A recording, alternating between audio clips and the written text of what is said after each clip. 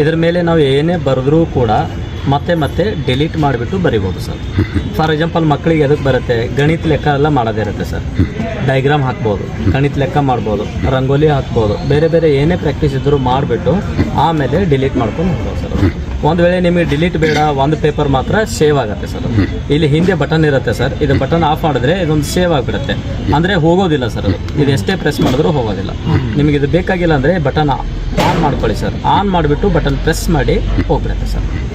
Bank work, calculation, diagram ಏನು ಬೇಕಾದೆಲ್ಲ practice ಮಾಡ್ಬೋದು sir.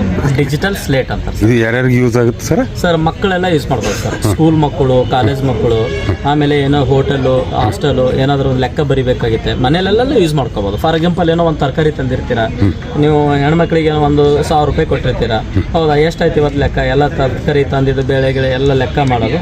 ಒಂದು ಪೇಪರ್ ಖಾಲಿ ಆಗಿಬಿಡುತ್ತೆ, ಅದು ಪೇಪರ್ ಮೇಲೆ ಬರೆದ್ರೆ. ಬಟ್ ಇದು ಆದರೆ ಡಿಲೀಟ್ ಮಾಡಿದ್ರೆ ಮತ್ತೆ ಅದನ್ನೇ ಯೂಸ್ ಮಾಡ್ಬೋದು ಸರ್. ಜಾಸ್ತಿ ಪೇಪರನ್ನು ಖರ್ಚು ಮಾಡಬಾರ್ದು ಅನ್ನೋ ಉದ್ದೇಶಕ್ಕೋಸ್ಕರ ಇದು ಮಾಡಿದ್ದಾರೆ ಸರ್.